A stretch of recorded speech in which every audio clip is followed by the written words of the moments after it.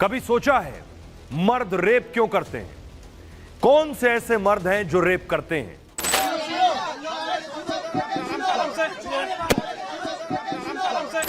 ऐसे मर्दों के दिमाग में क्या चल रहा होता है? ऐसे मर्द लड़कियों के बारे में क्या सोचते हैं?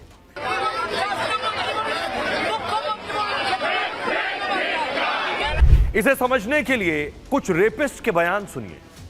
जैसे निर्भया से रेप के दोषी मुकेश सिंह ने रेप के बाद कहा था, किसी रेप के लिए एक लड़के से ज्यादा लड़की जिम्मेदार होती है।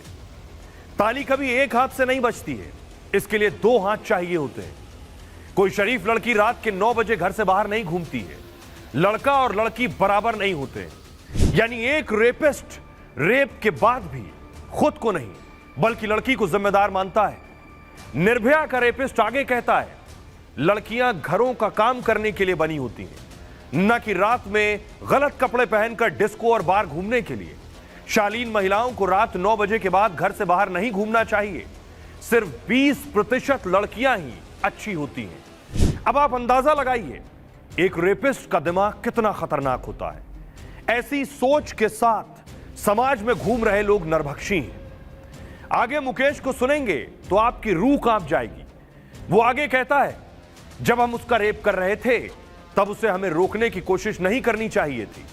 उसे चुपचाप जो हो रहा था होने देना था। तब हम उसके साथ रेप करने के बाद उसे छोड़ देते घर।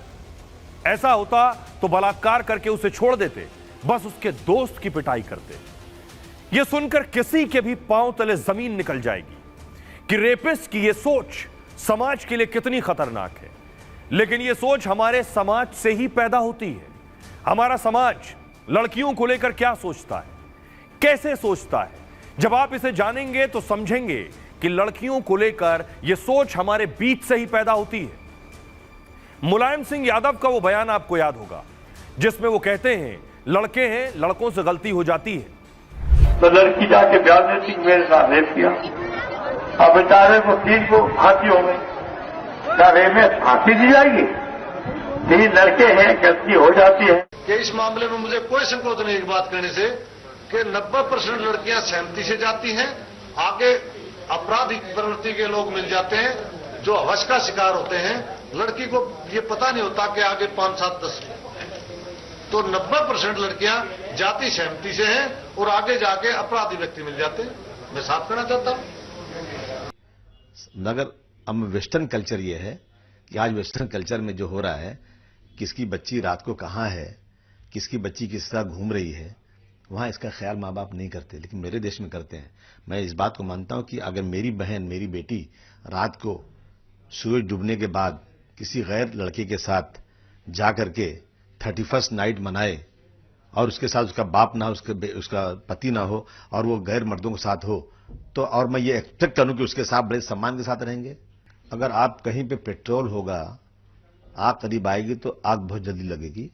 पेट्रोल से आग को दूर रखना बहुत जरूरी है। आप कहेंगे कि पेट्रोल जलो ही मत तुम, मैं आग रखता हूं लेकिन पेट्रोल जले नहीं। कहीं पे शक्कर गिरी होगी तो चिमटी अपने आप आएगी, उसको आमंत्रण भेजना नहीं पड़ता है। मैं बहुत होश हवास में बोल रहा हूं कि हमें अपनी महिलाओं का सम्मान, मेरी मां है, मेरी बेटी, मेरी बहन है, उसका सम्मान, उसकी इज्जत रखने के लिए हमें इन बातों का प्रिकॉशन लेना चाहिए कि मेरी बेटी बहन आज जो है अपनी इस उम्र में कहीं भटक करके किसी आदमी के साथ जाए और उसका कुछ मजाक उड़े, उसके साथ कुछ मोलेस्टेशन इस तरह की चीजें करे, वो चांस ही नहीं मिले ना। मैं क्यों इसको करूं कि पुलिस की जिम्मेदारी है, 100% पुलिस हर जगह रहना चाहिए, लेकिन कितना पुलिस रहेगी। 2021 में कर्नाटक पूर्व विधानसभा अध्यक्ष रमेश कुमार ने सदन में ही रेप पर विवादित बयान दिया। उन्होंने कहा, एक बात कही जाती है, जब बलात्कार होना एकदम तय हो तो लेट जाओ और इसका मजा लो। तो यह सोच अकेले मुलायम सिंह या किसी एक नेता की नहीं है। हमारे समाज में हर दूसरे घर में इससे मिलती जुलती सोच हमेशा रही है और है भी। जैसे लड़कियों को क्या पहनना चाहिए।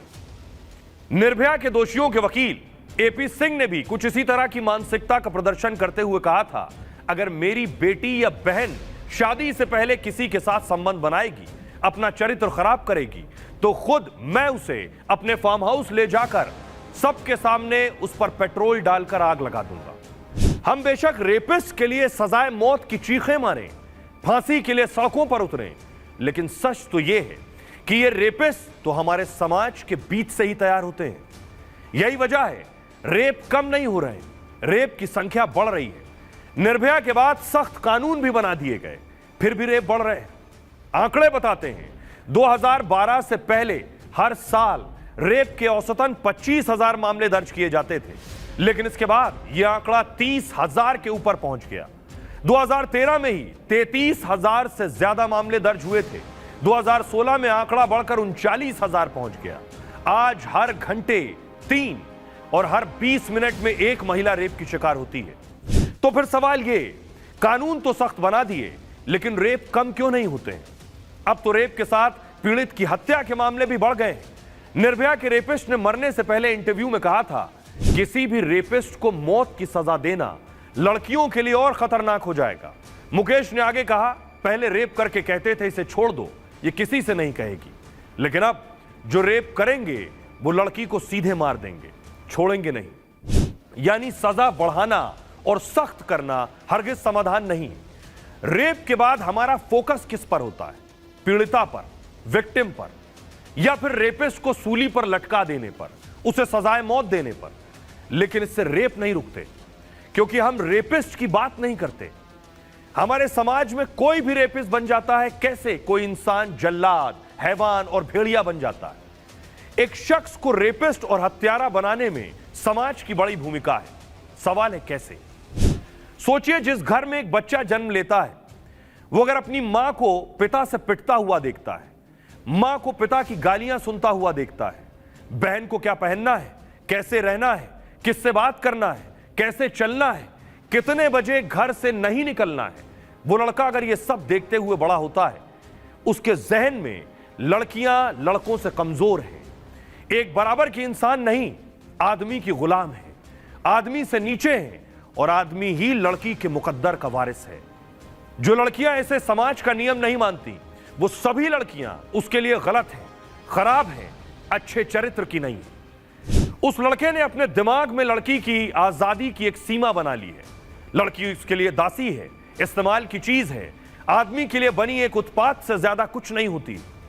ऐसे दिमाग वालों में रेप करने की टेंडेंसी ज्यादा होती है। इसलिए रेपिस्ट रेप करने के बाद कभी लड़की के कपड़ों को जिम्मेदार बताता है, कभी उसके रात को घर से निकलने को दोष देता है, कभी उसके किसी लड़के के साथ होने की वजह से उसके चरित्र पर सवाल उठाता है और उस रेप को जायज ठहराता है।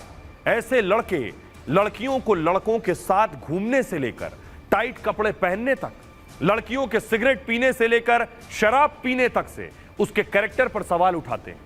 रेप और हत्या के बाद खुद को नहीं, इन्हीं चीजों को जिम्मेदार मानते हैं। इसलिए अगर रेप को रोकना है तो इसकी शुरुआत खुद से, घर से करनी होगी। आप अपनी मां, अपनी पत्नी, अपनी बेटी से कैसे बात करते हैं, उन्हें कैसे रखते हैं, उन्हें लड़कों के बराबर आजादी देते हैं या नहीं? आपका घर का बर्ताव ही आपके बेटे के दिमाग में हर लड़की के लिए सम्मान, लड़की भी बराबर की इंसान है, यह जहनियत पैदा करेगी। शुरुआत खुद से करनी होगी। सिर्फ फांसी देने से रेप नहीं रुकेंगे, औरत को बराबर का इंसान समझने से रुकेंगे।